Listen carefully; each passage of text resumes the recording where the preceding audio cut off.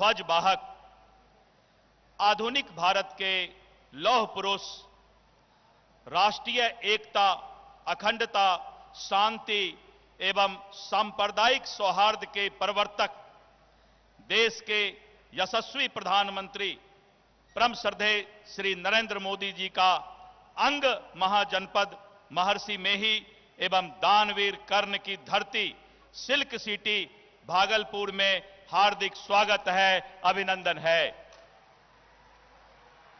श्रद्धेय नरेंद्र मोदी जी को भागलपुर की जनता अपने बीच पाकर प्रफुल्लित है, क्योंकि आप बार बार भागलपुर आकर यहां के जनता को अपना प्यार देते हैं, अपना स्नेह देते हैं। इसलिए भागलपुर की जनता आज बहुत ही अपने आप को सौभाग्यशाली मान रही है। अब मैं बिहार के लोकप्रिय मुख्यमंत्री,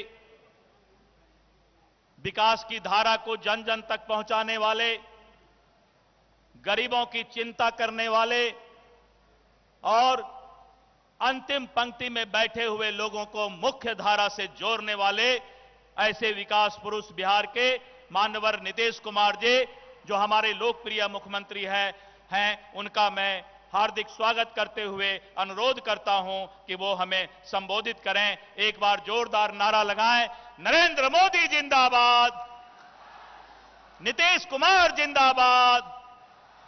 माननीय श्री नीतीश कुमार जी।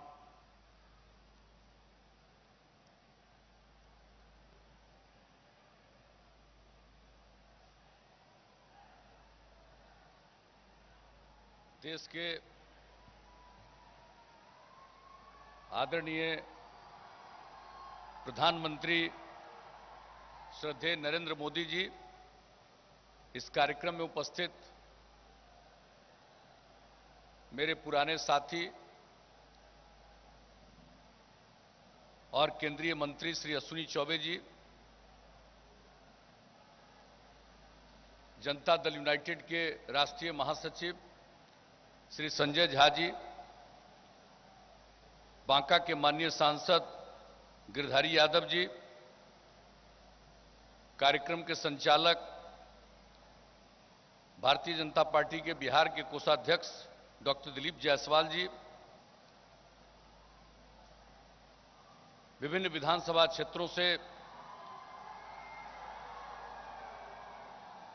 जो उम्मीदवार हैं एनडीए के, जो इस कार्यक्रम से जुड़े हुए हैं, मैं उन सबका भी स्वागत करता हूं। और यहां उपस्थित सभी एनडीए के सम्मानित नेतागण, मेरे प्रिय साथियों, प्रिंट एवं इलेक्ट्रॉनिक मीडिया से जुड़े पत्रकार मित्रों, छायाकार बंधुओं और इस कार्यक्रम में उपस्थित बहनों एवं भाइयों, हम सबसे पहले तो आदरणीय मोदी जी का अभिनंदन करते हैं और आप सब लोग जो इस चुनावी सभा में शामिल हुए हैं, मैं आपको भी हृदय से धन्यवाद देता हूं, जो देश के विकास के लिए विशेष पहल कर रहे हैं। कोई भी संकट देश के सामने आता है, उसके समाधान के लिए जो प्रयास कर रहे हैं, आदरणीय मोदी जी आप सब इससे परिचित हैं। और जो कोरोना का संकट आया, उससे भी लोगों को छुटकारा दिलाने के लिए जो भी संभव हुआ है देश में करने की कोशिश की है और बिहार में भी इसके लिए सहयोग देने की कोशिश की। और यही नहीं, देश के विकास के अलावे बिहार को विकास के रास्ते पर ले जाने के लिए उन्होंने विशेष पहल की है। और अब जो चुनाव का आयोजन किया गया है, अब हम लोग तो एक ही बात कहेंगे कि आप लोग अगर चाहते हैं कि बिहार विकास के रास्ते पर आगे बढ़ता जाए, समाज के हर तबके का उत्थान हो, तो एकजुट होकर एनडीए के सभी उम्मीदवारों को भारी मतों से विजयी बनाइएगा। और जो भागलपुर की बात है, बहुत सारी चर्चा है, लेकिन अभी सबसे हाल की बात आप सबको मालूम है, जो भागलपुर में गंगा नदी पर विक्रमशिला सेतु है, अब उसके समानांतर 4 लेन का पुल बनाने का आदरणीय मोदी जी ने स्वीकृति प्रदान कर दी है और उसका काम भी बहुत जल्द होने वाला है।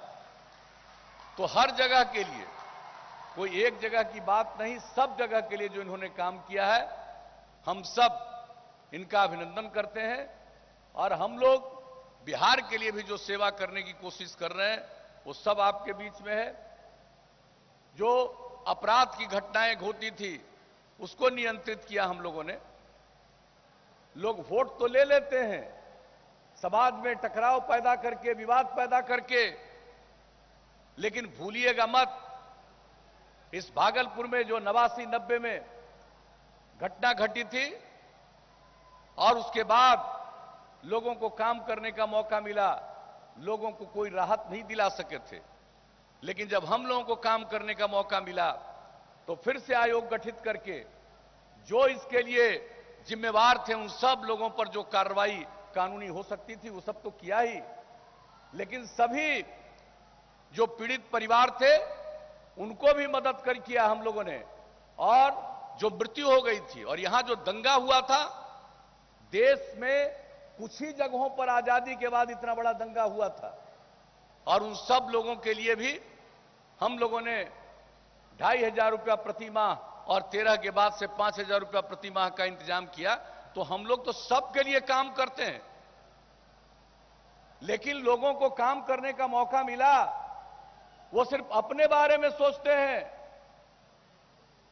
अपने परिवार के बारे में सोचते हैं। और कुछ लोगों के लिए, ऐसे लोगों के लिए परिवार है, पति पत्नी बेटा बेटी, यही परिवार है। और हम सब लोगों के लिए पूरा बिहार एक परिवार है, और हर सदस्य की रक्षा करना, हर सदस्य की सेवा करना हम लोगों का फर्ज है, यही हम लोगों का कर्तव्य है। और आपकी सेवा करना ही हम लोगों का धर्म है। इसलिए आपके बीच में हम तो अपील करते ही हैं, लेकिन हम सब आए हैं अभिनंदन करने आदरणीय मोदी जी का, जो समय निकाल करके बिहार के चुनाव के लिए भी समय निकाल करके आए हैं। और आप लोगों से अपील करेंगे और जो काम है उसकी चर्चा करेंगे।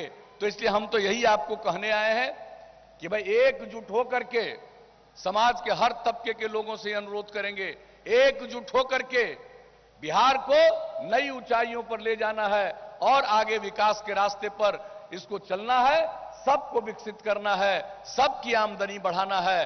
तो इसके लिए एक एक वोट आप एनडीए के उम्मीदवारों को दीजिएगा। इन्हीं शब्दों के साथ आप सब यहां पर उपस्थित हुए हैं श्रद्धेय मोदी जी की बात सुनने के लिए। हम लोग भी बात सुनने के लिए, हम लोगों की भी रुचि रहती है। तो इन्हीं शब्दों के साथ मैं पुनः आदरणीय मोदी जी का अभिनंदन करता हूं, और आप सबको यहां की उपस्थिति के लिए भी आपका भी अभिनंदन करता हूं। और इन्हीं शब्दों के साथ अपनी बात समाप्त करके अब मैं आप सबसे इजाजत लेता हूं।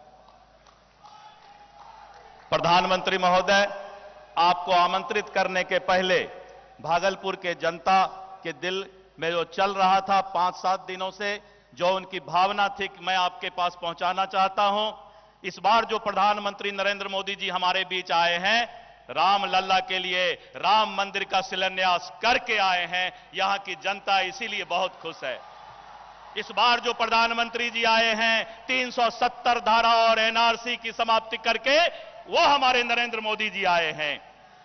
जोरदार ताली बजाकर हमारे प्रधानमंत्री जी का स्वागत करें। भागलपुर की एक एक जनता ताली बजाकर स्वागत करें प्रधानमंत्री नरेंद्र मोदी जी।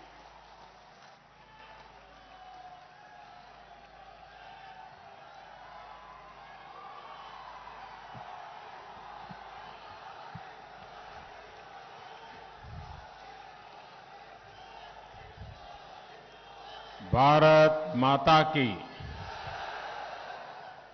भारत माता की, भारत माता की।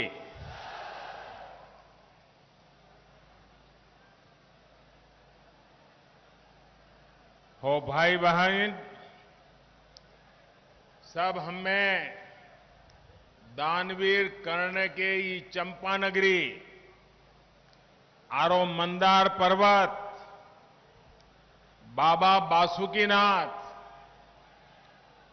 अजगैबीनाथ श्रृंगी ऋषि के ई पवित्र भूमि का प्रणाम करे छियोन।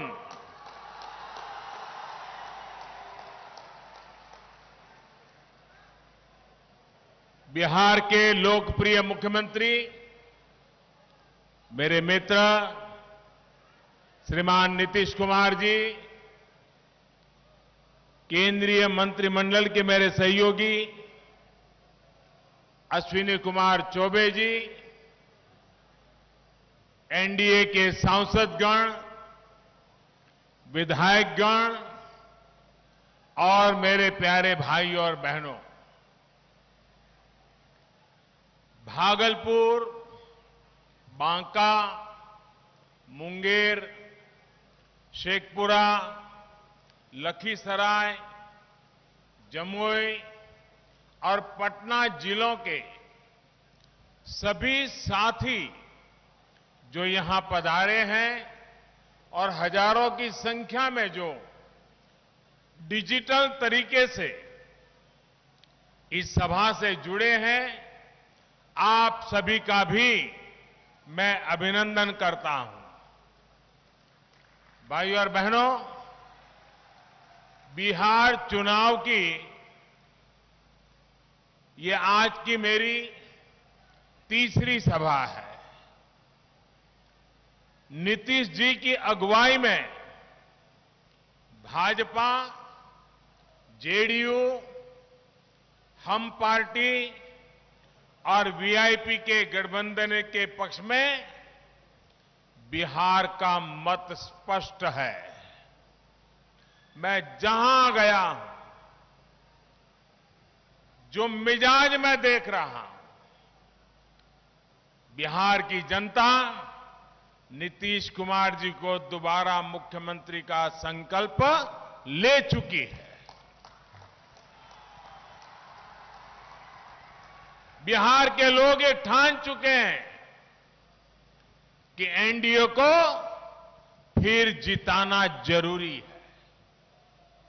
जरूरी इसलिए है ताकि बिहार प्रगति के जिस पथ पर चल रहा है उसकी गति और तेज हो।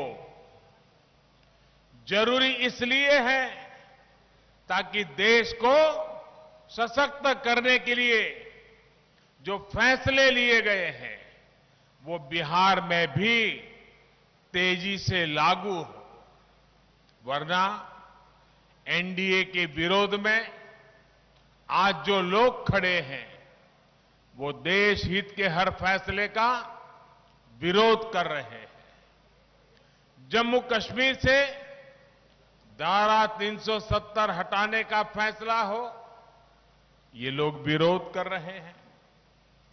3 तलाक के विरुद्ध कानून बनाकर मुस्लिम महिलाओं को नए अधिकार देना हो, ये लोग विरोध कर रहे हैं। भारत की जांबाज सेना आतंकियों पर कोई कार्रवाई करे, सरहद पर तिरंगे की शान बढ़ाए, ये लोग विरोध में हैं। सुप्रीम कोर्ट अयोध्या में भव्य राम मंदिर बनाने को कहे, ये लोग उसका भी विरोध करते हैं। राष्ट्रहित में कोई भी कुछ भी फैसला ले, ये लोग विरोध में है। हमेशा विरोध में रहने वाले ये लोग बिहार को विकास नहीं, बर्बादी के पुराने रास्ते पर ही ले जाएंगे।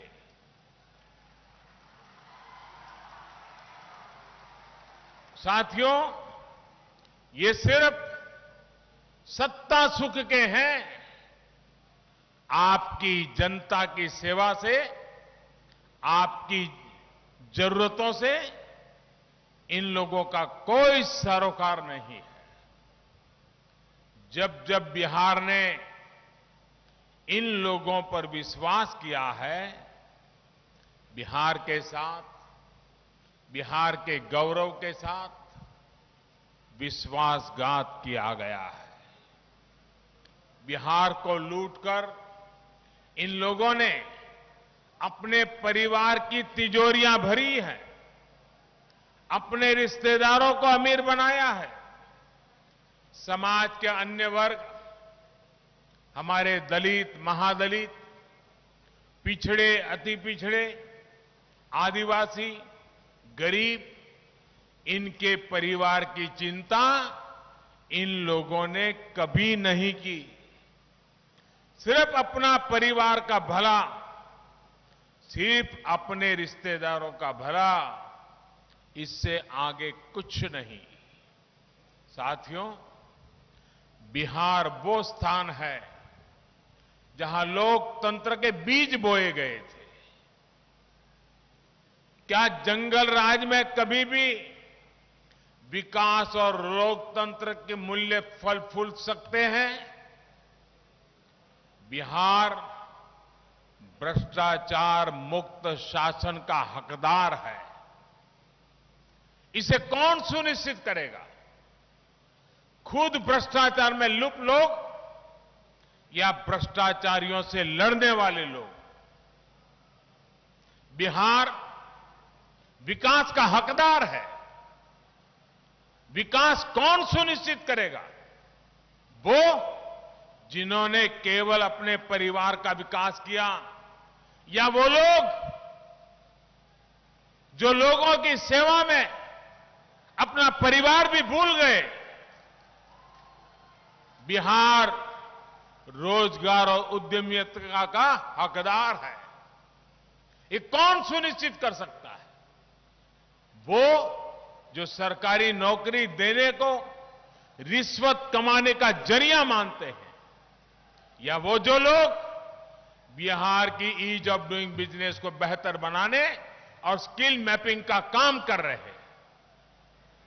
बिहार निवेश का हकदार है। ये कौन सुनिश्चित कर सकता है? जिन्होंने बिहार को जंगल राज बना दिया, या जो लोग बिहार को सुशासन दे रहे हैं, बिहार के विकास में जी जान से जुटे हैं। बिहार बेहतर कानून व्यवस्था का हकदार है। ये कौन सुनिश्चित करेगा? वो जिन्होंने गुंडों को खिलाया, पिलाया, पाला, या वो जिन्होंने गुंडों पर डंडा चलाया? साथियों, बिहार अच्छी शिक्षा के अवसरों का भी हकदार है। क्या ये उन लोगों द्वारा सुनिश्चित किया जा सकता है जिन्हें शिक्षा का महत्व ही नहीं पता? या वो लोग जो आईआईटी, आईआईएम और एम्स को राज्य में लाने के लिए 2400 घंटे काम कर रहे हैं? बिहार में पहले जो सरकारें रही, उन्होंने आदिवासियों के कल्याण के लिए, उन्हें शोषण से मुक्ति दिलाने के लिए सिर्फ और सिर्फ झूठे वादे किए।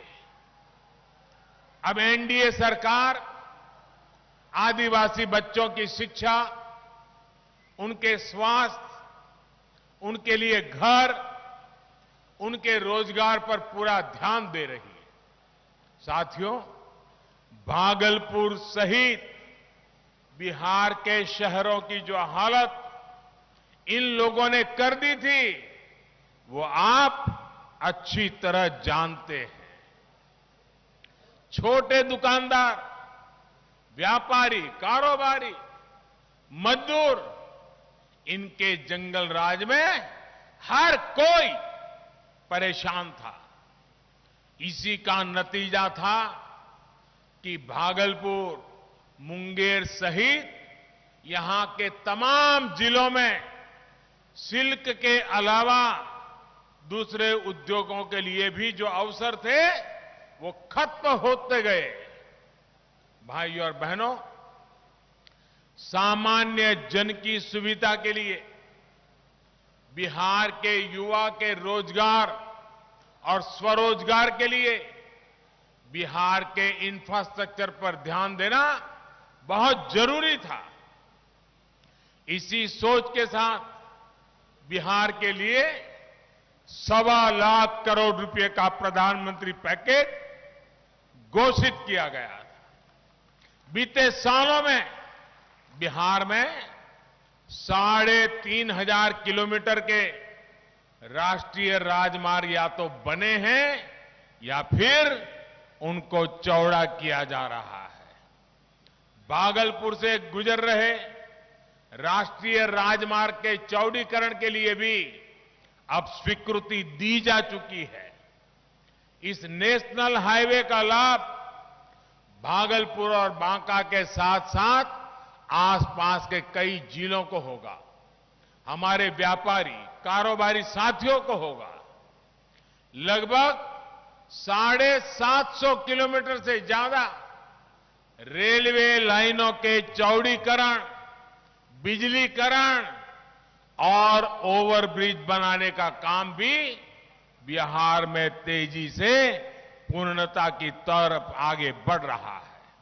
साथियों, बीते वर्षों में गंगा जी के ऊपर ही 1.5 दर्जन करीब पुल या तो बन चुके हैं या फिर काम चल रहा है। आज गंगा जी पर औसतन हर 25 किलोमीटर पर एक पुल बनाया जा रहा है। पास में मुंगेर में रेल महासेतु पहले ही पूरा हो चुका है। कुछ दिन पहले ही विक्रमशिला सेतु के समानांतर 4 लेन के नए पुल का काम भी शुरू हुआ है। ये पुल जब पूरी तरह से बनकर तैयार हो जाएगा तो भागलपुर की दूसरे जिलों से कनेक्टिविटी और बेहतर हो जाएगी। इससे उत्तरी बिहार से झारखंड आना जाना भी आसान होगा। विशेष रूप से हमारे व्यापारियों और शिव भक्तों को इससे बहुत सुविधा होगी। गंगा जी के अलावा किऊल नदी और कोसी नदी पर भी पुलों का विस्तार किया जा रहा है। भाइयों और बहनों, भागलपुर सहित बिहार के अनेक शहर और व्यापारिक केंद्र गंगा जी के किनारे बसे हुए हैं। आज हल्दिया और वाराणसी के बीच वाटरवे पर व्यापारिक जहाज तो चलने ही लगे हैं। इसे अब और बड़े जहाजों के लिए भी तैयार किया जा रहा है। इससे भागलपुर को भी सस्ती और कम प्रदूषण वाली कनेक्टिविटी मिलेगी। भाइयों और बहनों, अभी जो हाल में ही देश की कृषि को आधुनिक बनाने के लिए बड़े सुधार किए गए हैं, उनका भी लाभ बिहार के किसानों को होगा। मंडियों से जुड़ा कानून तो यहां पहले ही खत्म कर दिया गया था। अब बिहार में कृषि इंफ्रास्ट्रक्चर पर और तेजी से काम होने की संभावना बनी है। अब बिहार के गांवों में, छोटे शहरों में कोल्ड स्टोरेज की व्यवस्था का और विस्तार होगा। जो नए कानून बने हैं, कृषि कानून, उससे यहां के आम, मक्का, लीची, केले की पैदावार करने वाले किसानों को बहुत मदद मिलने वाली है। नए प्रावधानों से खेत के पास ही स्टोरेज की सुविधाएं तैयार होगी। सरकार ने भी इसके लिए 1 लाख करोड़ रुपए का फंड बनाया है। इस फंड से किसान उत्पादक संघ यानी एफपीओस ऋण ले सकते हैं और भंडारण की व्यवस्थाएं बना सकते हैं, कोल्ड स्टोरेज बना सकते हैं। इसका बहुत बड़ा लाभ फूड प्रोसेसिंग सेक्टर को भी होगा। जब फूड प्रोसेसिंग से जुड़ी कंपनियां यहां आएगी तो किसान की आय में भी बढ़ोतरी होगी। साथियों, एनडीए के विरोधी दल जब किसानों के लिए कुछ कर नहीं पाए तो अब किसानों को लगातार झूठ बोलने में जुट गए। आजकल ये लोग एमएसपी को लेकर अफवाहें फैला रहे हैं। भाइयों और बहनों, ये एनडीए की ही सरकार है जिसने किसानों को लागत का 1.5 गुना एमएसपी देने की सिफारिश लागू की थी। ये एनडीए की ही सरकार है जिसने सरकारी खरीद केंद्र बनाने और सरकारी खरीद दोनों पर बहुत जोर दिया है।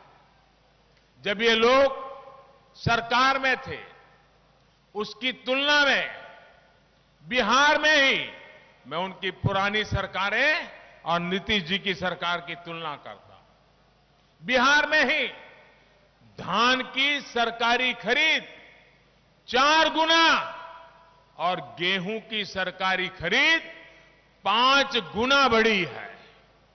साथियों, इनके पास आज तक इसका जवाब नहीं है कि जब इनकी सरकार थी तब एमएसपी पर फैसला क्यों नहीं लिया। क्यों इन लोगों के समय में किसानों से इतना कम अनाज खरीदा जाता था। क्यों इन लोगों ने किसानों की, बिहार के किसानों की परवाह नहीं की। साथियों, किसानों के लिए ही नहीं, हमारे पशुपालकों और मछली पालकों के लिए भी पहली बार व्यापक कार्यक्रम बनाए गए हैं। देश में ये पहली बार हुआ है जब केंद्र सरकार द्वारा गाय, भैंस और दूसरे पशुओं के लिए मुफ्त टीकाकरण का इतना बड़ा अभियान चलाया गया। इंसानों की ही तरह पशुओं के लिए भी आधार नंबर दिया गया है। हमारे गोपालकों को, हमारे पशुपालकों को सुविधा हो, उनको पशुओं के लेन देन और स्वास्थ्य से जुड़ी जानकारी मिले, इसके लिए मोबाइल ऐप भी बनाया गया है। डेयरी सेक्टर के विस्तार के लिए हजारों करोड़ का विशेष फंड भी बनाया गया है। साथियों, हाल ही में केंद्र सरकार ने एक और योजना शुरू की है जिसका लाभ बिहार के गांवों को बहुत ज्यादा होगा। इस योजना के तहत गांव की जमीन पर, गांव में बने घरों पर आपका कानूनी अधिकार सुनिश्चित किया जा रहा है। इस योजना का नाम है स्वामित्व योजना। इसके जरिए हर उस व्यक्ति को जिसके पास गांव में अपना घर है, जमीन है, उसे एक प्रॉपर्टी कार्ड दिया जाएगा। इस प्रॉपर्टी कार्ड की मदद से आपको बैंकों से आसानी से कर्ज मिलेगा। आपको अपने घर को लेकर किसी तरह की चिंता में नहीं रहना होगा। बिहार चुनाव के बाद, एनडीए सरकार बनने के बाद यहां भी इस योजना को लागू किया जाएगा। अभी 6 राज्यों में पायलट प्रोजेक्ट के तहत 1 लाख लोगों को स्वामित्व का कार्ड दे दिया गया है। आपके यहां भी ये बहुत तेजी से शुरू होने वाला है। भाइयों और बहनों, आज भारत आत्मनिर्भर बनने के लिए प्रतिबद्ध है। बिहार आत्मनिर्भरता के संकल्प के साथ आगे बढ़ रहा है। अगर बिहार में विरोध और अवरोध को जरा भी मौका मिला तो बिहार की गति और प्रगति दोनों धीमी पड़ जाएगी। इसलिए नीतीश जी की अगुवाई में भाजपा, जेडीयू, हम और वीआईपी के गठबंधन यानी एनडीए को एक एक वोट पड़ना चाहिए। हर एक किसी का वोट पड़ना चाहिए। एक एक नागरिक का वोट पड़ना चाहिए। और इसलिए आपको मतदान केंद्र पर वोट डालने के लिए जरूर पहुंचना है। हमें कोरोना संक्रमण से बचाव के लिए जो भी जरूरी कायदे हैं उनका हमें पूरा पालन भी करना है। अंत में एक और आग्रह मैं आपसे करूंगा। त्योहारों का सीजन है, इसलिए जो भी खरीदारी आप करेंगे अधिक से अधिक लोकल खरीदेंगे।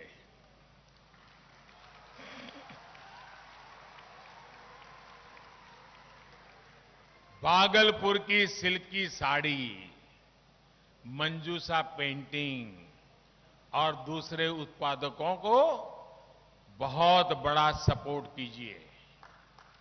हमारे मिट्टी के हस्तशिल्पियों, दूसरे शिल्पियों के बनाए बर्तन, दिए, खिलौने जरूर खरीदिए। हम मिलकर कोशिश करेंगे तो बिहार भी आत्मनिर्भर होगा, भारत भी आत्मनिर्भर होगा। आप यहां आए, इतनी बड़ी संख्या में आए, हमें और हमारे सभी साथियों को आशीर्वाद दिया। मैं आप सबका हृदय से बहुत बहुत आभार व्यक्त करता हूं। धन्यवाद। भारत माता की, भारत माता की, भारत माता की। नरेंद्र मोदी जिंदाबाद, नरेंद्र मोदी जिंदाबाद, नीतीश कुमार जिंदाबाद, नीतीश कुमार जिंदाबाद, राष्ट्रीय जनतांत्रिक गठबंधन जिंदाबाद।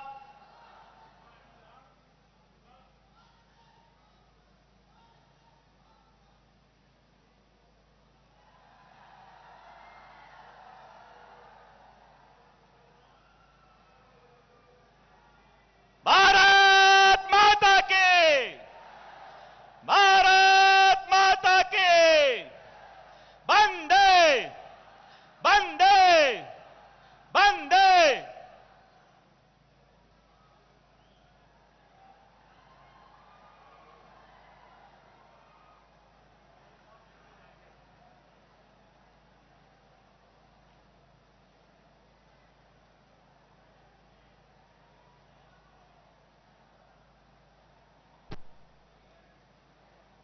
आप लोग सभी धीरे धीरे निकलेंगे।